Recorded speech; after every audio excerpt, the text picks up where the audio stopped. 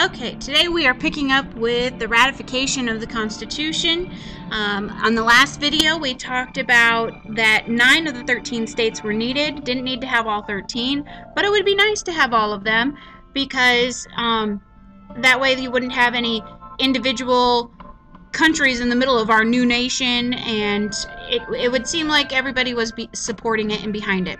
But as I mentioned in the last video, not everybody was supportive of this new form of government. So we will eventually have the creation of two different groups, the Federalists and the Anti-Federalists. Now, the Federalists are going to favor ratification. They are gung-ho, they like this Constitution, and that movement's going to be led by James Madison and Alexander Hamilton. And what they're going to do is they're going to point out the weaknesses of the Articles, that the Articles of Confederation had no power to tax, it didn't have a court system, there was only one vote per state, so it made it very difficult to get anything to pass. On the other hand, you had the Anti-Federalists, and the Anti-Federalists don't like the Constitution. They are not behind this at all. And it's led by Patrick Henry and John Hancock. And they're going to point out the weaknesses of the Constitution. The fact that there was a ratification process, that there was no Bill of Rights that enumerated the freedoms of the people or the rights guaranteed to the people, that there was more power to the central government, so that made it kind of scary. There was no mention of God anywhere in the document, and only the federal government was allowed to print money, which was somewhat of a concern for the states because they had been used to printing their own money and valuing it themselves. So these two groups are going to go back and forth. Eventually, the Constitution will have some success because the first state to ratify will be Delaware. And then the 9th state, so we'll get 9 states to ratify it, and the 9th state is New Hampshire. And that was key because the Constitution went into effect. Remember, they only needed 9 of the 13. So you had 4 states still out there. The key states that they needed to ratify who had not yet ratified were New York, and New York was in the middle of our nation, so if it didn't ratify the Constitution, it was going to be its own separate country in the middle of our country, which would create some difficulties. The second state was Virginia, and this was kind of a problematic state because it had the biggest population. So if the state with the biggest population isn't going to be supportive of this, then that kind of sends a negative message about the Constitution. So the Federalists are going to make the decision to go on the offensive. And they're going to write a series of papers or articles that will be printed and published throughout the states called the Federalist Papers. And these papers were written to win over New York and Virginia. That was its purpose. But they were published in every state, not just those 2 states. But that's where they focused most of their attention. The Federalist Papers were written by Alexander Hamilton, John Jay, J-A-Y, and James Madison. So these 3 gentlemen were the ones basically responsible for it. But many of the papers were written under the pseudonym or fake name of Publius, that it was from the public. So Publius is a Greek name for public, and so it's from the population, from the people. So we're going to real quick go over some of the Federalist Papers and the issues that they were talking about and what they were trying to show the American people what the Constitution can do for them. The first one is Federalist number 55. And number 55, the issue that they're worried about in here is representation. And so in 1787, the representation would be about 1 representative for every 30,000 people. So in 1787, with our first Congress, we had 65 representatives. Now the concern was that, well, that's not very many, and if it's too few, then they could become kind of this snobby, elitist body. But if we added, 2 or 3 times more that, then we might get too many and they might become a mob. So how are we going to limit it? Well, the answer that is presented in Federalist number 55 says that while 60 to 70 representatives might be better than 6 or 7, it doesn't follow that 6 to 7,000 are going to be better than 60 to 70.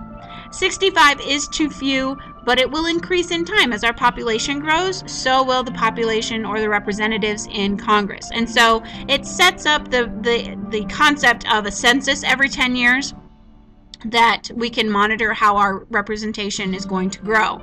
And then eventually, the fathers never set this date, but in 1922, Congress is going to cap the House at 435 in order to prevent that mob mentality, that we don't want them to be all kinds of annoying and, you know, just go with a mob flow of this is the popular idea and that kind of thing.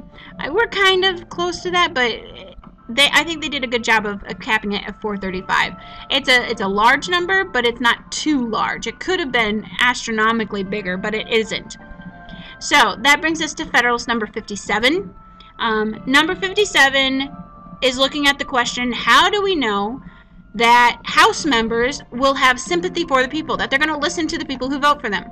Well, the answer that's brought up in Federalist number 57 says, well, one would hope that you would vote for men of high character, that you're going to vote for people that are going to do their job and be responsible to the people. The second part of that is that they will have gratitude to the people who elected them. There's no way they'd get into that office if they didn't have the people behind them. So they should be grateful to those people. The third is that they're going to be subject to frequent elections every 2 years. So if they don't do their job in 2 years, get rid of them. It's pretty simple. You don't have to keep them in office. You can get rid of them. And then they are also subject to every law that they pass. So if they pass a law to increase taxes, they are also going to have to pay those higher taxes, not just the people that they represent. So those four things are the answer to that question, that House members should have sympathy for the people. They should be listening to the people because of these four things. The next one, Federalist number 41, was written by James Madison. It's one that he actually had signed. And it calls for a more vigorous national government, that we need a stronger national government. Remember, the Anti-Federalists didn't want that because that was kind of scary. We don't want our government to be too powerful or overpowering like the British government. And so Madison's going to offset that and say we need to have a strong national government, because it needs to do three things for us. It needs to provide us with security against foreign countries. It needs to regulate our foreign policy in terms of how are we going to work with other countries and deal with them, and if need be, fight with them. And then it also needs to regulate our interstate relations, making sure that each of our states is getting along. The next paper is the Federalist number 17. And it's going to answer the question of why would the federal government want to dominate over the states? That was a fear that the Anti-Federalists had, that the federal government, because it's so powerful, is just going to start taking over and the states will have no say. Well, Federalist number 17 has this quote: "The regulation of demure domestic policy appears to me to be slender allurement to the federal government." So basically what it's saying is, why on earth would the federal government, which already has so many things to do, why on earth would they want to take on more from the states? What's more likely to happen is that the states are going to start grabbing power from the federal government. And that's actually what we've seen happen throughout our history, throughout the development of our government and our country, is that the states have a tendency to grab more and more power than what they actually are given. And so the federal government's job is to make sure they don't take too much power. And so it's not really the federal government saying, I'm going to do this. It's more the states saying, we're doing this, try and stop us. So the next one is Federalist number 39, also written by Madison. And Federalist number 39 says that the states shouldn't fear the federal government because they're the ones who put people into power. They're the ones who put people into government. At the time of the original Constitution, the state legislatures were the ones who chose their U.S. senators. So that gets changed because now we elect our senators by popular vote. But at first it was state legislatures. So states had a lot of say in who's going into federal government. In order to get a constitutional amendment passed, the states have to approve it before Congress can ever make a motion for it. So the states have a lot of power there. You shouldn't fear the federal government because the states make that determination. And then finally, just don't elect a president who's going to dominate. pick somebody who's going to follow the Constitution. Pick somebody who's not going to take advantage of their position. So all of these things are working towards that. Now in class, we are going to read through Federalist Paper number 10, 51, and 78. So this next little section of notes, just keep blank. We will come back to it in class. But eventually, the Constitution does get ratified by all 13 states. They do agree that this is our best course. The first capital city is going to be New York City. It's our temporary capital. Washington, D.C. hadn't been created yet. It's actually built from scratch. So that will happen later. And then our first president is George Washington, and our first vice president is John Adams.